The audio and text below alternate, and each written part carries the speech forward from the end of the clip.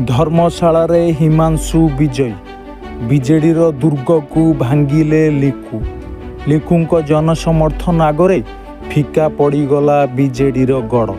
धर्मशाला रे हिमांशु जीतू को कले पराजित जहा केही भाबी नथिले ताहा हेला।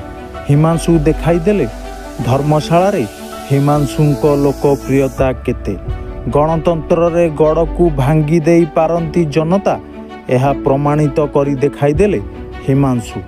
प्रणव बलवंत राय जेते कल बल कौशल विनियोग करिबा परे मध्य बीजेडी रो दुर्ग भांगी देले हिमांशु। हिमांशु बीजेपी रु टिकेट न पाइबा परे मध्य से तांको आशा छाड़ी नथिले। से जानी पारिथिले तांको प्रति धर्मशालावासींकर रहिछि अजस्र भल पाइबा। यह जानिबा परे स्वाधीन भावे लड़िथिले हिमांशु शेखर साहू। आउ जून 4 रे जेउ फल बाहरिला ताहा सूचाई देला गणक आगरे गड़ तुच्छ। दीर्घ दशंधि धरी जेउ निर्वाचन मंडली गोटे परिवार हाथ थिला से परिवार को धूली चटाई देले जनता।